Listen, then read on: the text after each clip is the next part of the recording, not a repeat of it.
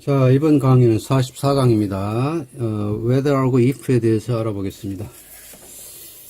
자, 지난 43강 때 우리가 because하고 since를 공부했었죠.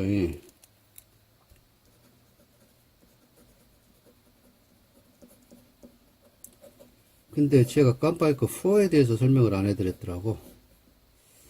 자, for를 한번 보시죠.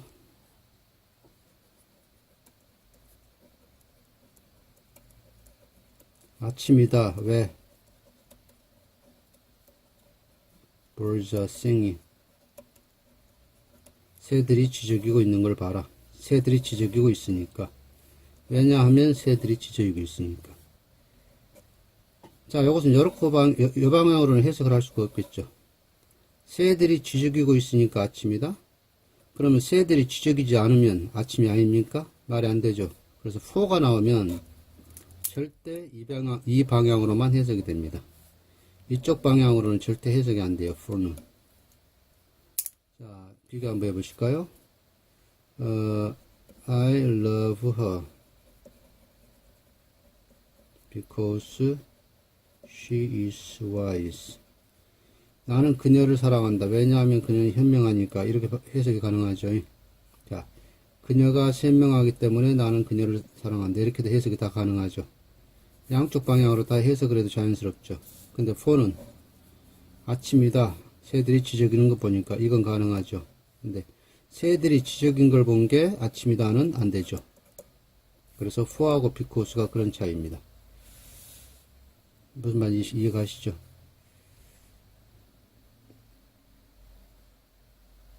그래서 it is morning because birds are singing 이라고 쓰면 틀린 게 아니고 논리적으로 말이 안 되는 말이죠.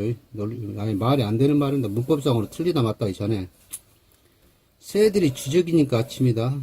이 자체는 말이 안 되는 얘기죠. 그래서 이때는 이런 문장에서는 because를 써서는 안 된다는 겁니다. 이해가셨죠? 자, 오늘 whether하고 if를 공부하겠습니다. whether가 뭐뭐인지 어쩐지니까 굳이 뒤에 or not를 사용하지 않아도 됩니다. 그런데 굳이 or not를 사용하는 것은 redundancy다, 유어 반복이다, 또는 유어 반복이라, 유어 반복, 비슷할 유자, 유사한 단어의 반복이다, 그런 말이에요. 비슷한 표현이 반복이 되니까 안 좋다. 그래서 쓰지 말자라고 반대하는 문법학자들도 있습니다. 근데 흔히 써요. 그냥 쓰는데 이제 어떤 경우 오하나 사용할 수 없는지는 저 뒤에 나올 것이고, 우선 이제 기본적으로 whether A, B의 형태가 문제가 됩니다. They didn't say whether it rain or be sunny. 비가 올지 해가 뜰지 그들은 말하지 않았다. whether가 한 번밖에 안 나오죠. 그럼 여기도 whether 이들이 지금 여러 개 있어야 되는데 얘가 생략이 되겠죠. whether it will 반복이 되니까 생략하고 be sunny 나온 겁니다. 그 다음에 그를 기다려야 할지 그 사람 없이 진행해야 할지를 우리에게 말하지 않았다. 누가? 그가. 그래서 whether 플러스 to 부정사, whether 플러스 to 부정사죠. whether가 두 번 나옵니다. 이거 잘 보셔야 돼요. 근데 whether를 요거 두 개 중에서 하나만 썼어요. 그러면은 그냥 to wait for him 해도 되고 or 다음에 to go without him 해도 되는데, 등위 접속사로 to 부정사가 연결되는 경우에는 뒤에 to는 생략할 수가 있겠죠. 그래서 뒤에 to 생략해도 됩니다. 이때는. 근데 whether를 두 번 써줘요. 이렇게 whether 앞에도 써주고 뒤에도 써주면 그때는 반드시 요걸 A라고 보고 요걸 B라고 보면 A, B가 반드시 병행이 돼야 됩니다. 그래서 여기서는 to를 생략하면 안 돼요. 반드시 여기 to 있어야 돼요. 그래서 to 없으면 이거 틀린 문장이 됩니다. 여기는 whether가 한 번밖에 없으니까 상관이 없어요.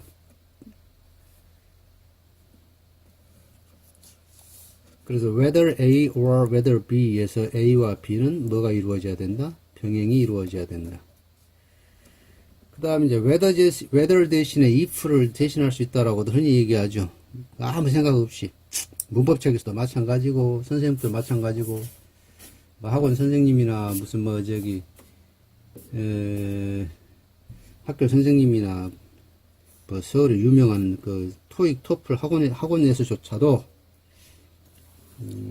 if, whether 대신에 if를 써도 된다. 근데 if to 부정사는 쓰면 안 됩니다.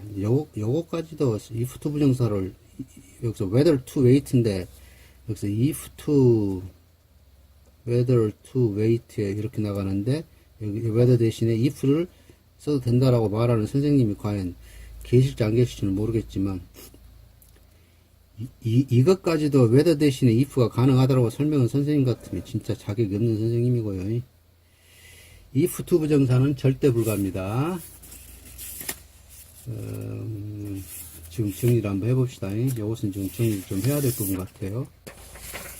자, 1번.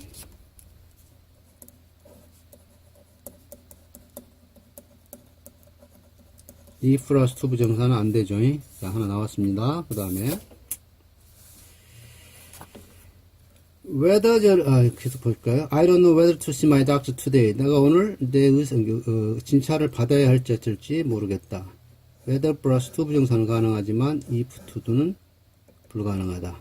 그 다음에 whether절은 간접 문문의 성격이 강한 경우에는 if 쓰고 간접 문문의 성격이 약한 경우에는 whether 씁니다. 무슨 얘기냐? 우리 저기 간접 문문 만들 때 He asked me, do you love her? 이렇게 나오면 합치면 He asked me, 내가 그녀를 사랑한지 어쩐지를 물었죠. 그러니까 의문사가 없을 때는 if를 준다. 그래서 if I loved her 이렇게 되겠죠.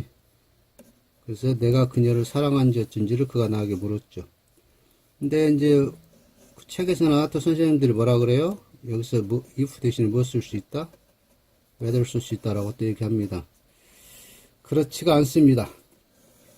간접 의문문의 성격이 강할 때는 if만 씁니다. whether 안 씁니다. 간접 의문문의 성격이 약할 때는 whether를 오히려 씁니다. You have to justify. 너는 해명해야 돼. 무엇을? 너의 여행이 정말로 필요한지를. 그래서 여기서 whether는 뭘 대신한 것이라고 보시면 돼요.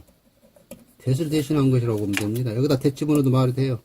너의 여행이 정말로 필요한 것을 너는 해명해야 돼. 그래서 여기 that가 들어가도 된다는 얘기는 간접 의문의 성격이 어쩝니까? 아주 약하죠. 그래서 whether를 쓸 수 있는데 간접 의문의 성격이 아주 약한 경우에는 if를 안 쓰고 오히려 whether를 씁니다. 자, 그래서 이것이 간접 의문의 성격적인 요소가 좀 있다라고 설명을 하는 근거는 이거예요. 너의 여행이 정말로 필요한지 어쩐지에 대해서 넌 확신하냐? 그런 말이에요. 그래서 간접 의문의 성질이 약간은 있다는 얘기입니다. 그래서 간접 의문의 성격이 약할 때는 whether를 써야지 if를 쓰면 부자연스럽습니다. 그래서 2번.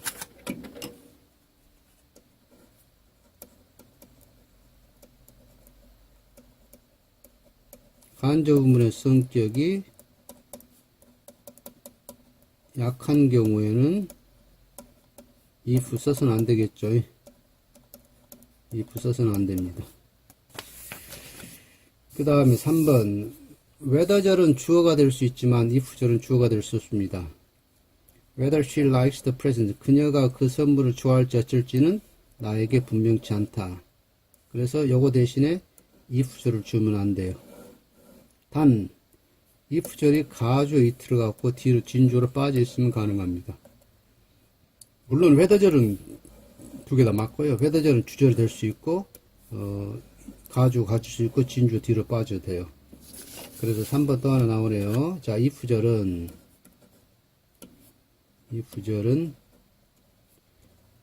주어가 될 수 없다. 단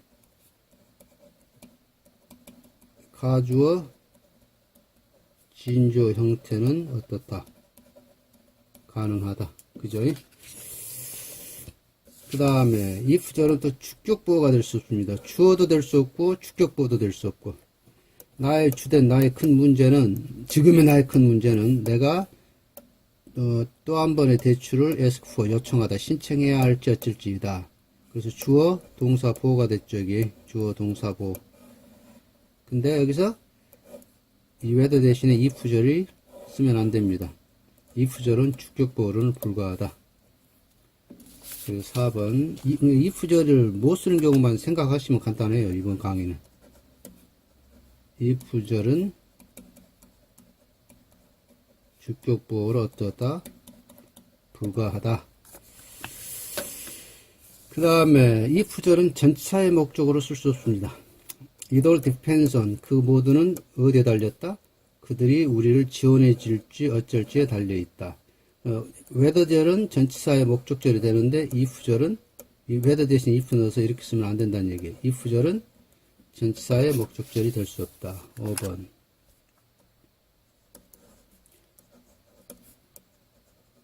if절은 전치사의 목적어로 어떻다? 불가하다. 그 다음 또 나오네요. if절은 동격절이 될 수 없다. 나의 질문하고 이것이 동격입니다. 내가 네가 나한테 찬성표를 던져줄지 어쩔지라는 나의 물음에 너는 아직 대답하지 않았다는 얘기예요. 그래서 my question과 whether I can count on you 두 개가 동격절하고 지금 설명이 나와있죠. 동격인데 요거 대신에 if절은 못 씁니다. 결국 자, if절은 원칙은 부사절이에요.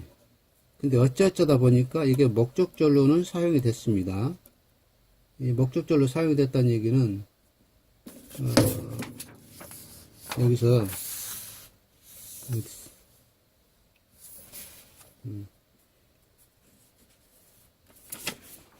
간접문에서 그는 나에게 물었다. 뭐인지 어쩐지를 목적절로 사용이 되잖아요.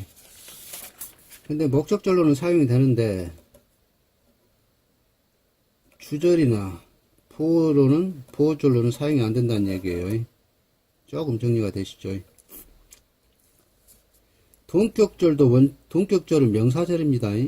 동격절 다음에 설명할 텐데 동격절은 명사절이에요. 동격절을 형용사절이라고 설명하는 사람들이 많은데 그 답답한 사람들입니다. 동격절은 명사절. 다음에 동격 설명할 때 설명드릴 거예요. 그래서 동격절에서는 whether를 써야지 if를 사용할 수 없다. 그래서 6번 if절은 동격절로 불가하다. 동격절로 사용하지 못한다. 그 다음에 whether와 not은 쓰죠. 근데 if와 not은 안 됩니다. 그래서 if 다음에 or not는 바로 오지 못한다. 떨어져서는 올 수 있어요. 이렇게 떨어져서는 바로 다음에 여기다 제가 바로라고 쓰려는 데가 있네. He didn't say whether or not he will be staying here. 그가 여기에 머무를지는 이거 would가 돼야 되는데 아니다. 이렇게도 시제는 상관이 없어요. 자, 그는 어제 말했는데 오늘이고 내일부터 여기에 머무를지 어쩔지. 너무 그렇게니까 복잡하네. 그냥 would로 고치십시다. would. 시제를 시켜서 다 여기서 would라고 생각하세요.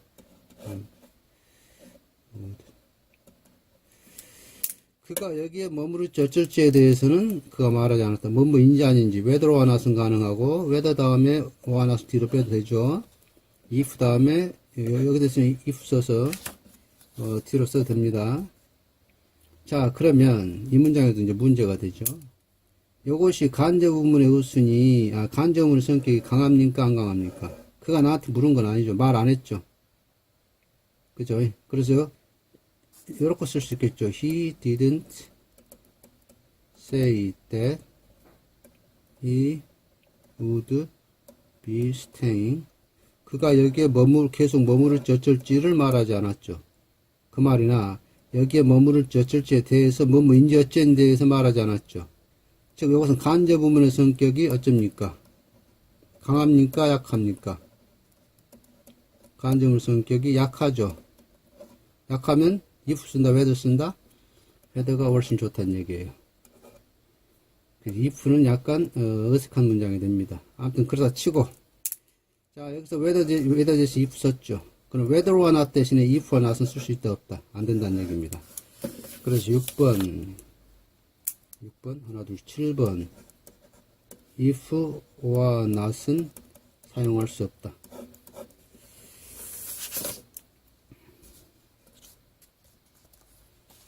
자, 그래서 whether하고 if가 대충 정리가 됐네요. 자, 요것만 봅시다. 요것만. 시간 이제 15분밖에 안 지났으니까. 자, if 플러스 to 부정사는 불가능하다. whether to, 그러니까 이렇게 보시면 되겠네요. whether to do는 가능한데 if to do는 불가하다. 간접 의문의 성격이 약한 경우에는 if를 쓰면 안 된다. whether 써야 된다. 그래서 간접 문문에서는 뭐뭐 인지 어쩐지 쓰려면 뭐 쓴다? if 쓴다. 간접문 성격이 약한 경우는 whether 쓴다. 여기서 if를 안 쓰는 경우들을 지금 정리해 놓은 겁니다. 간접문의 성격이 약할 때는 if 쓰지 마라. if절은 주어나 주격보호가 될 수 없다. 주어가 될 수 없고 주격보호 될 수 없다. 자, 주어에 대해서는 가주어, 진주어의 형식을 취하면 가능하다. if절은 전치사의 목적으로도 사용할 수 없다.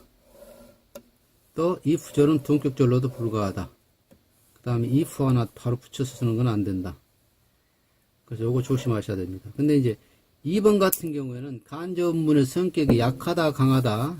여기에 대해서는 좀 논란의 여지가 있으니까 이 부분은 여러분도 좀 그럴 수도 있고 아닐 수도 있겠다라고 융통성을 발휘하셔야 될 겁니다. 2번 같은 경우는.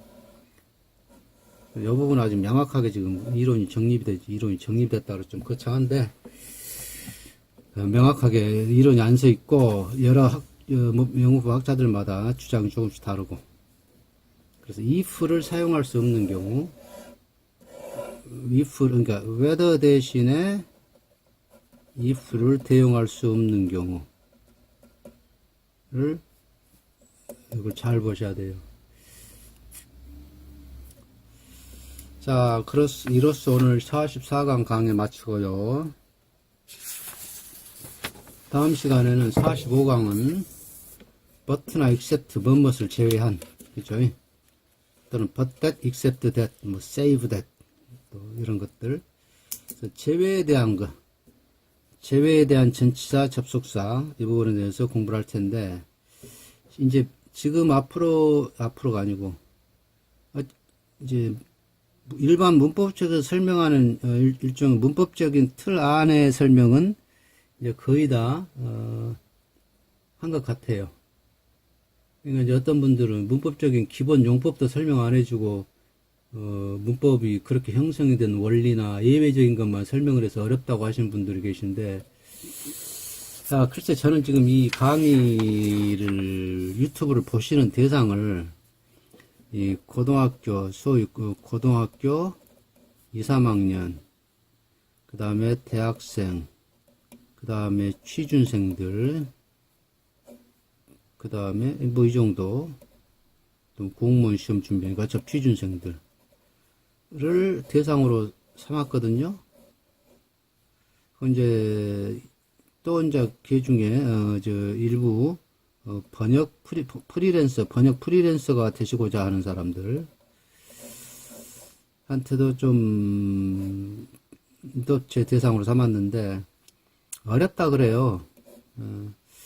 글쎄 요건 제 기준이라서 그런지 몰라도, 자, to 부정사다. 그럼 to 부정사의 기본적인 개념은 다 알고 계실 걸로 보고 여기에 대한 예외나 또 그런 문법이 형성된 원리 같은 것만 설명을 드렸는데, 결국 무슨 얘기냐면, 제가 이 강의한 것이 어려우시면 일반 문법책을 보셔서 일단 기본 개념부터 파악을 해 놓으세요. 기본 개념을 파악한 다음에 제 거 강의를 들으시면 도움이 되고, 기본 개념이 어느 정도 서 있다면 제 강의를 들으시고 다시 문법책을 보세요. 여러분도 아시다시피 제가 하고 있는 강의는 일반 문법 쪽에서는 거의 다루지 않은 설명들이 많죠. 일반 문법 쪽에서 볼 수 없는 설명들이 거의 태반입니다. 거기에 설명들이 나와 있는데 제가 뭐하러 굳이 또 다시 설명을 드리겠어요. 그 책 보시면 되지. 그래서 문법 책에 안 나오는 내용들이 거의 상당수 거의 그러니까 조금 어렵더라도 기본 개념을 우선 파악을 하시고 나서 제 강의를 들으시면 훨씬 쉬워지실 겁니다. 그리고 그런 문법이 형성된 원리나 예외 사항들을 많이 알다 보면 문법 전체적으로 문법이 포괄적으로 이해가 쉬워집니다. 그래서 좀 어렵더라도 이렇구나 이게 제가 지금 강의하는 문법은 암기는 해야 될 것도 있지만 암기를 위주로 하지 마시고 이해를 위주로 하세요. 이해.